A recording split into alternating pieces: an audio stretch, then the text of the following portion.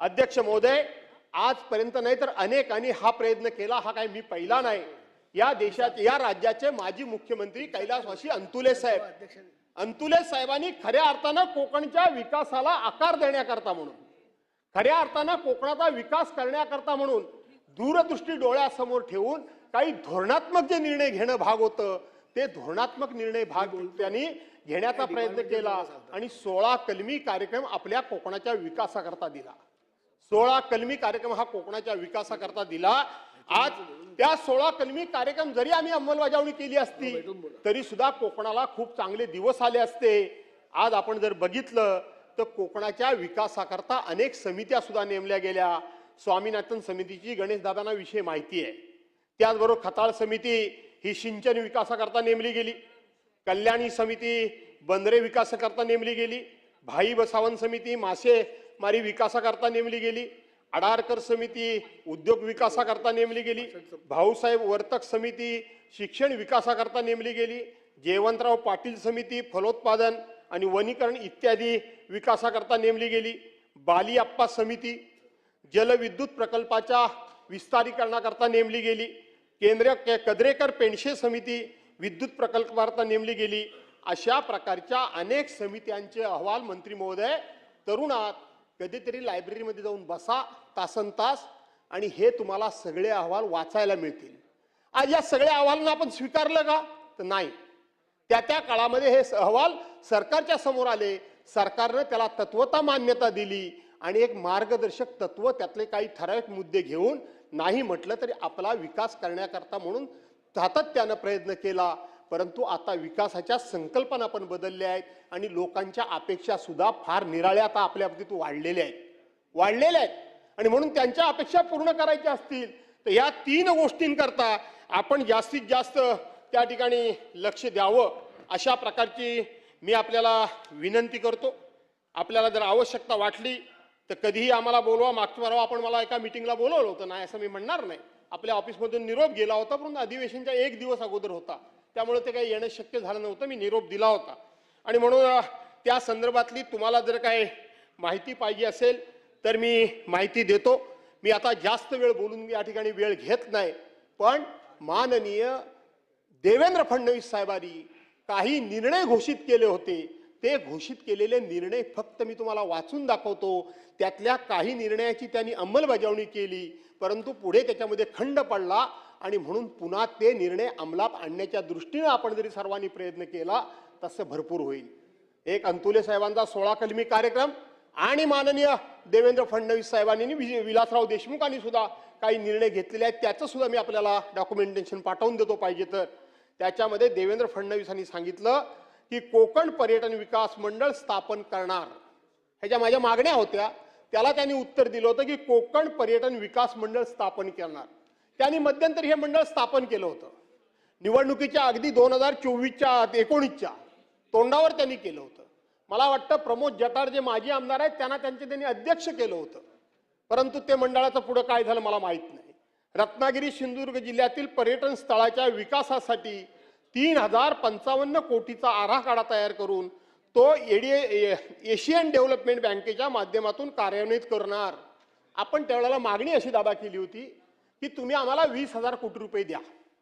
हे 20,000 कोटी रुपये आम्हाला अनुदान नको, हे 20,000 कोटी तुम्ही आमचे माफ करू नका, तर 20,000 कोटी रुपये आम्हाला 10 वर्षाकरता परत बोली करता द्या, की जेणेकरून पर्यटन मत्स्य आणि त्या ठिकाणी पर्यटन मत्स्य आणि काय तिसरा विषय आंबा फळबागा याच्या विकासाकरता इन्फ्रास्ट्रक्चर करता आम्ही हे 20,000 कोटी रुपये वापरू आणि तुमचे पैसे 10 वर्षानंतर आम्ही ते परत करू, सरकारचे, तुमचे म्हणजे सरकारचे।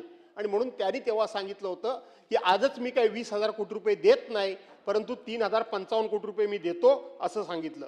फलोत्पादनाबरोबर रत्नागिरी जिल्हा पर्यटन जिल्हा म्हणून घोषणा करा असा त्यावेळेला माझा आग्रह होता, परंतु त्यानंतर सन्माननीय दीपकजी केसरकर मला एकदा भेटले आणि दीपकजी केसरकरने मला समजावून सांगितलं की ह्याचे बरे वाईट परिणाम काय। बरोबर आहे ना, मला तुम्ही सांगितलं होतं एकदा की यांनी हे पर्यटन विकास जिल्हा म्हणून जर जाहीर केला तर त्याचे चांगले काय होतील परिणाम आणि वाईट काय होतील, बरे वाईट परिणाम त्यांनी मला समजावून सांगितलं।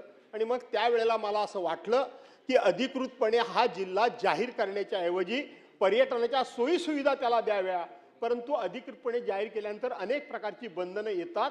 ती बंधनं आपण आपल्यावर लादून घ्यावी की न लावून घ्यावी ही जनतेने विचार करावा असा त्यावेळचा विषय आहे.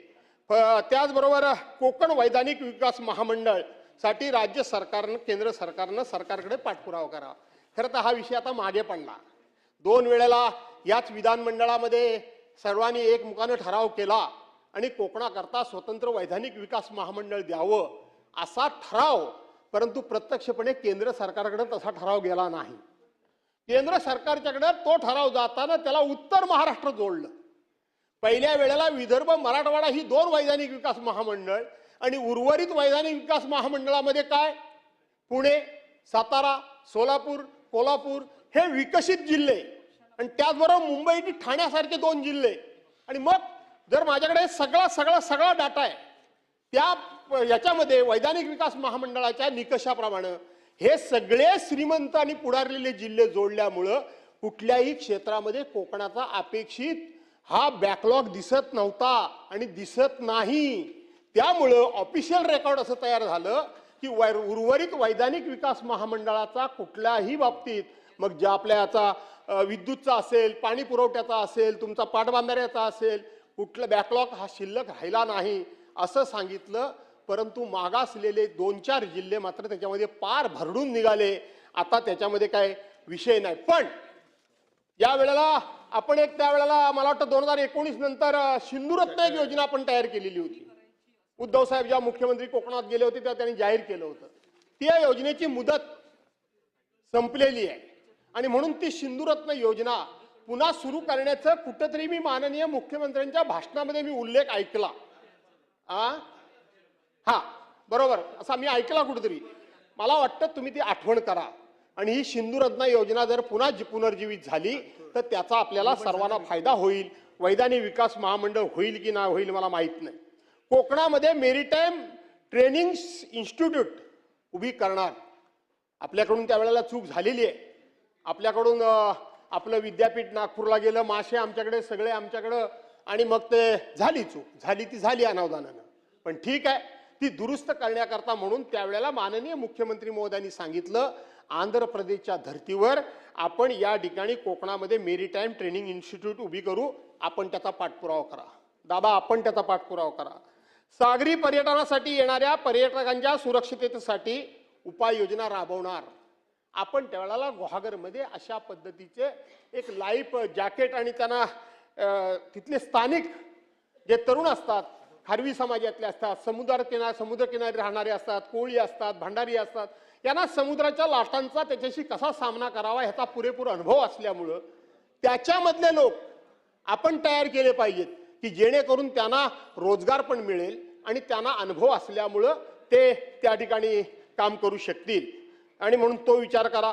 रत्नागिरी आणि चिपी विमानतळाचा विकास करणार. चिपी सुरू झालंय.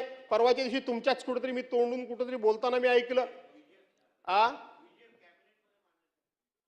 पण मी तुमचं स्टेटमेंट म्हणजे मी तुमचं ऐकतो, तुम्ही माझं ऐकत नाही तरी म्हणजे मी ऐकतो. आणि म्हणून चांगलं आहे. रत्नागिरीला जागा वाढीव पाहिजे. सुरू होणार नाईट लँडिंग सुरू होणार, टेक ऑफ घेणार वगैरे वगैरे बरेच दिवस चाललंय. कधीतरी ते एकदा पूर्णत्वात जाऊ द्या अशी माझी विनंती आहे. त्याचबरोबर कोकणातला आंबा प्रक्रिया केंद्र उभं करणार.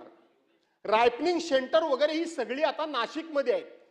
आंबा तयार होतो पण रायपनिंग सेंटर वगैरे कुठे आहेत तर ती नाशिकमध्ये आहेत. आणि म्हणून त्यावेळेला राधाकृष्ण विखे पाटील ज्या वेळेला कृषी मंत्री होते आणि या लोकांचा जन्मच मुळात सहकारामध्ये झालेला असल्यामुळं, बालकडू सहकाराचं त्यांना असल्यामुळं मी एक कोकणामध्ये परिषद भरवली होती. मी तेव्हा पालकमंत्री होतो.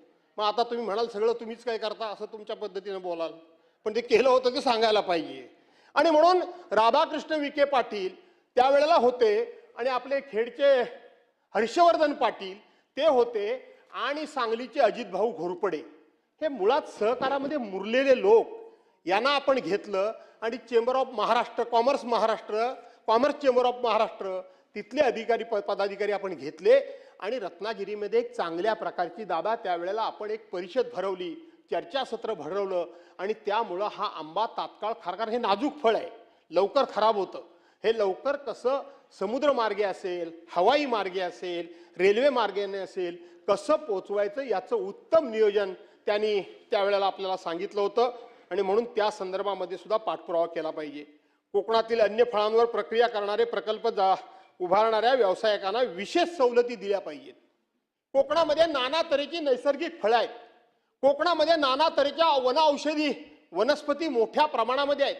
ज्याप्रमाणे याच्यामध्ये पूल कुठला तो रावण मारला ते कुठलं श्रीलंका श्रीलंका श्रीलंका श्रीलंकेमध्ये एक प्रसिद्ध अशा प्रकारचं बोटॅनिक गार्डन आहे. अशा प्रकारचं एक मोठं चांगलं उत्तम प्रकारचं गार्डन हे जर कोकणामध्ये झालं तर खूप मोठी चांगल्या प्रकारची पूर्वांपार असलेल्या ह्या सगळ्या वनस्पती आणि ह्या गोष्टीची जतणूक होईल आणि फार मोठं रोजगाराचं एक साधन त्या ठिकाणी आपल्या सर्वांना मिळेल. आणि कोकणात केमिकल झोन होणार नाही, कारण कोकणाला केमिकल झोन मान्य नाही. ठीक आहे, केमिकल झोन मान्य नाही तर मान्य नाही, पण आम्ही कोकणातले लोक उद्योगपती नाही, उद्योगी भयंकर आहेत.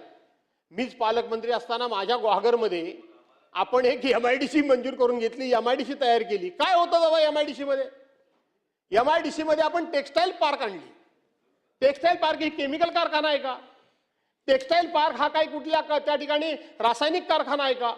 तिथं टेक्सटाईल पार्क आपण मंजूर केलं की जेणेकरून बाहेरचं कापड येईल, त्याला साईजवर कटिंग केलं जाईल, त्याला खास बटन केलं जाईल आणि त्याला इस्त्री करून घडी घालून बाहेर पाठवण्यात येईल. त्याच्याकरता 3-4 हजार महिला दिवसाला कामाला लागल्या असत्या. आमचा विरोध. त्याचबरोबर आपण तिथं लॉजिस्टिक हब मंजूर केला, आपण तिथं फूड पार्क मंजूर केला. परवांच्या 2024च्या निवडणुकीमध्ये माझ्या निवडणुकीमध्ये राज्याचे तत्कालीन मुख्यमंत्री एकनाथराव शिंदे गेले आणि आमचे पालकमंत्री उदयजी सामंत गेले आणि माझ्या मतदारसंघात त्यांनी भाषण केलं की आम्ही हा काय टेक्सटाईल पार्क, लॉजिस्टिक हब आणि फूड पार्क ही MIDC मध्ये आलेली सगळी इंडस्ट्री आम्ही आत्ताच्या आत्ता ही आम्ही रद्द करत आहोत. वास्तविक जॉब ओरिएंटेड इंडस्ट्री, केमिकल कारखाना एकही नाही, कोणाचं एकही घर जाणार नाही, एकही कोणाचं आंब्या काजूचं झाड जाणार नाही, एवढी काळजी घेतलेली इंडस्ट्री रद्द करण्याचा निर्णय घेतला. लोकांनी कडकडून टाळ्या मारल्या आमच्याकडे आणि सपाटून माझ्या विरोधात मतदान केलं. म्हणजे मी काय करत होतो मलाच काही कळलं नाही. कोरोनासारख्या संकटानंतर तिथल्या तिथे महिलांना, कमी शिकलेल्या महिलांना 1982 साली दत्ता सामंतांच्या मुळे संपामध्ये भरडलेला कोकणी माणूस की ज्याच्यामध्ये गिरणीमध्ये काम करणारे सगळे महाराष्ट्रात अधिक होते ते साताऱ्याचे लोक आणि कोकणातले लोक, म्हणजे त्यांच्या जीन्समध्येच खऱ्या अर्थानं ह्या टेक्सटाईल पार्कमध्ये काम करणं होतं. तिथं आपण रोजगार आणत होतो, रद्द केला. नेमकं काय हवंय हाच मोठा प्रश्न आहे आणि आम्ही काय करायला निघालोय हा सुद्धा विचार करायला हवा. पनवेल ते इंदापूर रस्ता 31 डिसेंबर 2016 पर्यंत माननीय मुख्यमंत्री महोदयांनी पुरा करतो म्हणून सांगितला. आताही म्हणतायत सगळे पुरा होईल म्हणून. काही होण्यातला नाही, काही होण्यातला नाही तो रस्ता. पुरा होणार नाही, झाला तरी काय तिची अवस्था आहे ती येऊन बघा एकदा सर्वांनी. आता 2026 आला. पण त्याच्याही पेक्षा 1980 साली ज्या वेळेला अंतुले साहेब ज्या वेळेला राज्याचे मुख्यमंत्री होते त्यावेळेला त्यांनी कोस्टल हायवे जो तयार करायला घेतला होता तो पूर्ण करा. तो पूर्ण करत नसाल तर एकनाथराव शिंदे ज्या वेळेला मुख्यमंत्री होते त्यावेळेला त्यांनी 2023 साली त्या ठिकाणी आमचा ग्रीनफील्ड रोडची घोषणा केली. मी त्याची संपूर्ण माहिती घेतली परवांच्या अर्थसंकल्पानंतर. त्याला त्यांनी प्रशासकीय मान्यता सुद्धा दिलेली आहे. पण परवांच्या भाषणामध्ये माननीय मुख्यमंत्री महोदयांनी 16 ते 17 रस्त्याची उल्लेख केला. राज्यात जिथे नको पाहिजे त्या रस्त्यांचा पण उल्लेख केला. अनेक ठिकाणी ग्रीनफील्ड रस्ते बांधतो म्हणून उल्लेख केला. पण माझ्या कोकणातल्या मुंबई गोव्याचा सुद्धा उल्लेख नाही, कोस्टल हायवेचा सुद्धा उल्लेख नाही आणि त्या ग्रीनफील्डचा सुद्धा उल्लेख नाही. तुम्ही सगळे मंत्रिमंडळामध्ये तरुण सहकारी मंत्री बसलेले आहात. तुम्ही हे विषय समजून घ्या आणि हे विषय लावून धरा. काही कोण चुकीचं करत नाही, जो तो आपापल्या भागाकरता संघर्ष करतच असतो. आपण देखील केला पाहिजे. आपण काय सरकारच्या विरोधात होतो म्हणून असातला भाग नाही. सगळ्याच गोष्टी काय सरकारला मम म्हणायची काय गरज नाही. आम्हाला स्वतंत्र काही विचार आहेत की नाही, आमच्या भागाचे काय स्वप्न आहेत की नाही, आमच्या भागाच्या काय मागण्या आहेत की नाही. आणि मी हे तुम्हाला सांगतो अशातला भाग नाही, हे दादा साक्षीदार आहेत. मी जेव्हा होतो मंत्रिमंडळात तेव्हा काय करायचं होतं दादांना माहिती आहे. असं काही नाहीये सरकारमध्ये असलो म्हणून सगळंच सरकारला मम म्हणायचं काही गरज नाही. आणि म्हणून त्याचा तुम्ही सर्वांनी पाठपुरावा करा. पर्शिनेट मच्छीमारांचा प्रश्न सोडवण्यासाठी तातडीने केंद्र सरकारकडे प्रस्ताव पाठवणार. मी मत्स्य विकास मंत्र्यांना सांगतो, आपण कोकणातले आहात. खरं तर आज संपूर्ण समुद्रकिनारची वस्ती संपूर्ण धोक्यामध्ये येते, तुम्हाला माहिती आहे. संरक्षण भिंतीची मोठ्या प्रमाणामध्ये गरज आहे, हेही तुम्हाला माहिती आहे का? मी सांगायला पाहिजे अशातला भाग नाही. त्याच्याकरता स्वतंत्र निधी तुम्हाला उपलब्ध करावा लागेल. पण एक गोष्ट तुम्ही करा, मी हे मागेही तुम्हाला सांगितलं होतं, पण आज विस्तारानं सांगण्याची संधी आहे. प्रश्नोत्तरामध्ये ते सांगता येत नाही. मला थोडे दिवसाकरता कॅबिनेट मंत्रीपद मिळालं. पहिला मी राज्यमंत्री होतो, नंतर पक्षाचा अध्यक्ष झालो. थोड्या दिवसाकरता मला कॅबिनेट मंत्रीपद मिळालं. आणि त्या कॅबिनेट मंत्रिपदाच्या कारकिर्दीमध्ये दादा मी असा विचार करतो की कालावधी थोडा आहे. खरं तर तो आणखीन थोडा झाला, कारण नंतर आमच्या पक्षाने पाठिंबा काढून घेतला आणि राष्ट्रपती राजवट लागू झाली. माहिती असेल तुम्हाला. फार कमी दिवस मिळाले मला, 47-48 दिवस फक्त मिळाले. तसा 3-4 महिने होतो, पण सरकार बरखास्त झालं. आणि म्हणून माझ्याकडे त्यावेळेला कामगार खातं होतं. आणि म्हणून त्यावेळेला मी असा विचार केला की आपल्याला थोडी संधी मिळाली, आपण आपल्या कोकणाकरता काय करायचं, काहीतरी केलं पाहिजे कोकणाकरता. तुम्ही ऐकून ठेवा हे. आणि म्हणून मी अधिकाऱ्यांना बोलवलं आणि मी सांगितलं की माझ्या हातून असं काहीतरी काम झालं पाहिजे की माझ्या कोकणाला दीर्घकालीन त्याचा फायदा घेता आला पाहिजे, असं काहीतरी काम करा. त्यांनी मला विचारलं तुमच्या मनामध्ये काय आहे. माझ्या मनामध्ये म्हटलं मच्छीमारांकरता, मनीषाताई, मच्छीमारांकरता काहीतरी केलं पाहिजे. हा मच्छीमार जन्माला पाण्यातच येतो, हा मच्छीमार लहानाचा मोठा पाण्यातच होतो, हा मच्छीमार सगळं तारुण्य पाण्यातच घालवतो लाटांबरोबर झगडण्यामध्ये, आणि याचा शेवट सुद्धा त्याच ठिकाणी होतो. अशा मच्छीमाराकरता जोपर्यंत त्याच्या दंडात ताकद आहे, बळ आहे, तोपर्यंत तो लाटाशी सामना करतो. पण ज्या दिवशी त्याचं दंडातलं बळ कमी होतं त्या दिवशी मात्र त्याची इतकी वाईट परिस्थिती असते. आणि म्हणून याच्याकरता काहीतरी केलं पाहिजे. आम्ही चर्चा केली आणि माथाडी कामगारांच्या धर्तीवर मच्छीमार बोर्ड स्थापन केलं. त्याच्या अगोदर सरकारनं कैलासवासी गोपीनाथराव मुंडे ऊसतोड महामंडळ जाहीर केलं. बजेटच्या भाषणामध्ये अनेक वेळाचा उल्लेख झाला, पण ते झालं नाही. पण मी हे केलं आणि स्पष्ट सांगतो आज की मी अधिकाऱ्यांना एवढंच सांगितलं की हे कॅबिनेट समोर जाता कामा नये. हे जर कॅबिनेट समोर मान्यतेला गेलं तर ह्याला काय मान्यता मिळणार नाही. आणि म्हणून कॅबिनेटच्या समोर न जाता काहीतरी आपण शक्कल लढवूया. योगेशजी, आम्ही कॅबिनेटच्या समोर न जाता अधिकाऱ्याने ते महामंडळ स्थापन केलं. आजही जा वाडी बंदरला, तिथे भाजीपाला मार्केटची इमारत आहे. आपण तिथं कुठेही मुंबईमध्ये मच्छीमारांकरता स्वतःची जागा नाही योगेशजी, तिथं त्या नवीन इमारतीमध्ये त्यांना जागा दिली. तिथं त्यांचं ऑफिस तयार केलं. काय केलं आपण तिथं स्वतंत्र स्टाफ तयार केला. आणि स्टाफ तयार करून या मच्छीवर परदेशातनं येणारा सुद्धा मच्छी, ती बासा बिसा ही काही जी मच्छी आहे 5 स्टार हॉटेलला येते, ती बाहेरची येणारी मच्छी आहे, तिच्यावर टॅक्स बसवला आपण. याच्यातून दक्षिण भारतातून येणारी रहू, कटला बिटला परेळमध्ये येते मच्छी सगळी, त्याच्यावर आपण टॅक्स बसवला. आणि इथली मच्छी सुद्धा विकत असताना त्याचं एकत्रित कलेक्शन करून माथाडी कामगारांप्रमाणे मच्छीमार बांधवांना सरकारने पैसे द्यावेत, अशा प्रकारचा तो आपण कायदा केला आणि तो अंमलात आणला. आपण त्यांना तसे पगार द्यायला सुरुवात केली. ज्या वेळेला पावसाळी मच्छीमारी बंद होते त्यावेळेला त्यांना कुठलंही उत्पन्नाचं साधन नसतं, त्यावेळेला सुद्धा त्यांना ते पगार झाला पाहिजे. अशा पद्धतीची ती कायद्यामध्ये तरतूद केली आहे नितेशजी. आणि आपण ते मंडळ स्थापन केलंय. एकदा ते सगळं काढून बघा, पाहिजे तर आम्हाला मदतीला बोलवा. ते जरी मंडळ तुम्ही स्थापन केलं कोकणाकरता तरी खूप मोठं काम तुमच्या हातून झाल्यासारखं होईल. कारण त्या बिचारांना खूप मोठा आधार मिळेल. आणि हे सगळं पाहिजे तर रेकॉर्ड माझ्याकडे रेकॉर्ड आहे. पण तुम्हाला डिपार्टमेंटला मिळेल, माझी काही गरज आहे असातला भाग नाही. पण नसेल तर हे रेकॉर्ड सगळं माझ्याकडे आहे. दुसरी गोष्ट काय झालं, मच्छीमारांच्या घराच्या खालच्या जमिनी ह्या मच्छीमारांच्या नावावरच नाही. पिढ्यानपिढ्या ते तिथं राहतात पण त्यांच्या नावावर नाही. त्यांच्याकडून प्रॉपर्टी टॅक्स घेतला जातो पण त्यांचा हक्क नाही. त्यांना जर बँकेतून कर्ज घ्यायचं असेल तर स्थावर मालमत्ता त्यांच्याकडे नसल्यामुळे अध्यक्ष महोदय त्यांना बँका कर्ज देत नाही. आज सरकारच्या धोरणामुळे तुमच्या आमच्या मुलांना शिक्षणाकरता बँक विदाउट इंटरेस्ट लोन देते, त्यांच्या मुलांना देत नव्हती. आणि म्हणून त्यांच्या घराखालच्या जमिनी त्यांच्या नावावर व्हाव्या याच्याकरता अध्यक्ष महोदय आपण त्यावेळेला मंत्री झाल्यानंतर आदरणीय पवार साहेब केंद्रीय कृषी मंत्री होते बीकेसी मध्ये. आपण एक ठिकाणी तिथं संपूर्ण देशातला फेस्टिवल तिथं भरवला आणि त्यातून आपण निर्णय करून घेतला. आता त्यांच्या घराखालच्या जमिनी हळूहळू त्यांच्या नावावर व्हायला लागल्या आहेत. मी सातत्याने त्यांचा पाठपुरावा करतोय. ठाण्यामध्ये आणि रायगडपर्यंत बऱ्यापैकी लोकांच्या नावावर जमिनी झाल्यात. माझी तुम्हाला विनंती आहे की रिव्ह्यू घ्या आणि एकदा सिंधुदुर्ग आणि रत्नागिरी सगळ्यांच्या नावावर ह्या जमिनी होऊन जाऊया. त्यांचं आता कुटुंब वाढलंय. काही ठिकाणी गावठाणं एक्वायर करा, त्या गावठाणं त्यांच्या नावावर करा.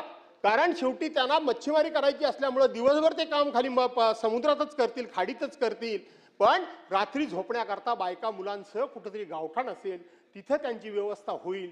कारण ह्या सगळ्या खारवी समाजाच्या घराच्या समोर साधं तुळशी वृंदावन सुद्धा तुम्हाला दिसणार नाही, जागाच नाही.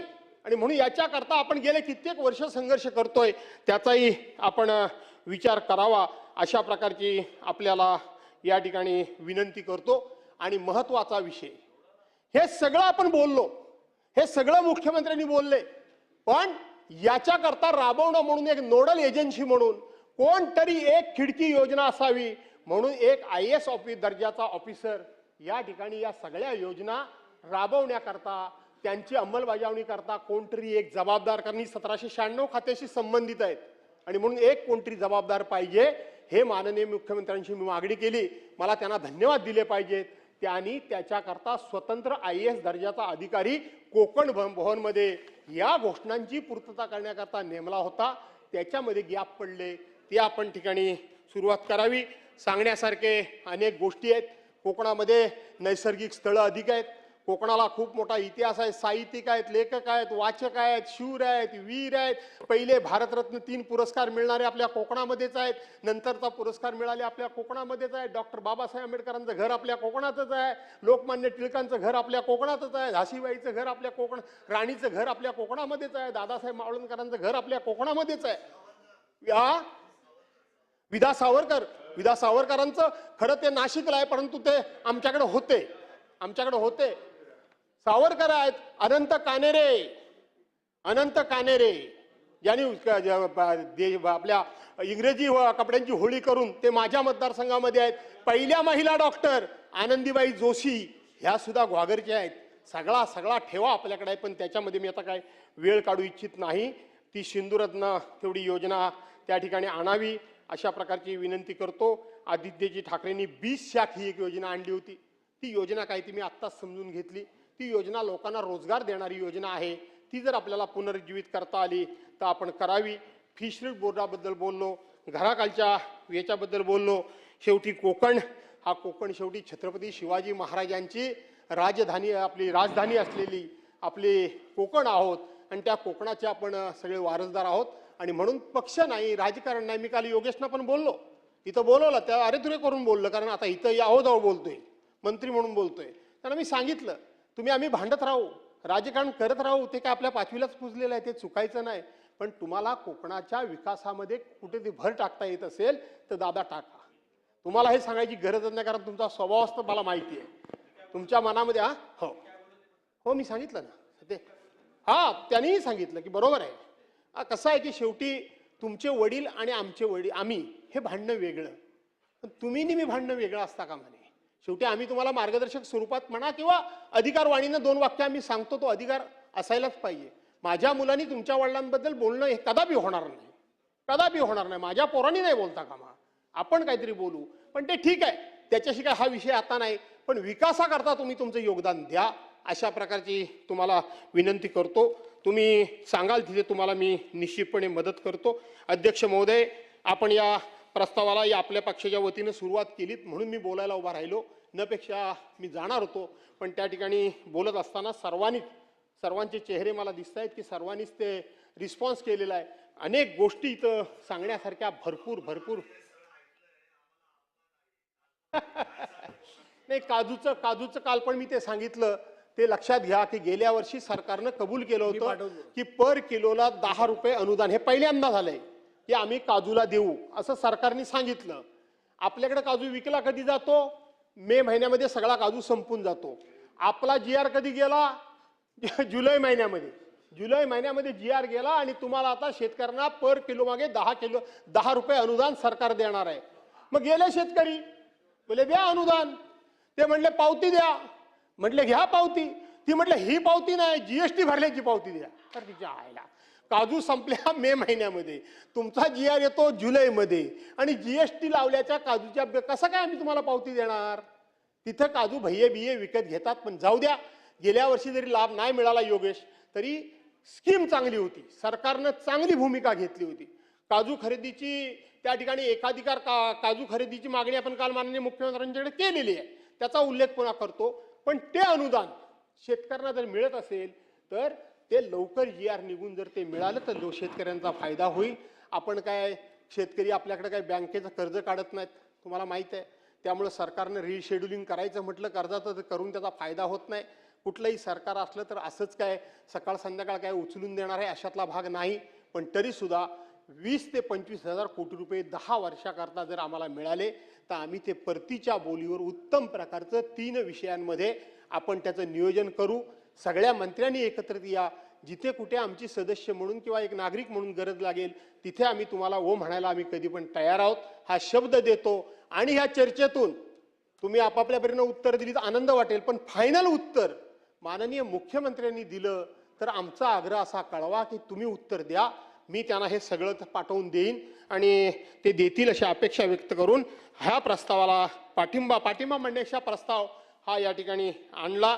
त्याबद्दल कसा का होईना मी अध्यक्षांना पण धन्यवाद देतो, माननीय मुख्यमंत्री महोदयांना पण धन्यवाद देतो आणि माझे विचार थांबवतो. जय हिंद, जय महाराष्ट्र. शेखर निकम.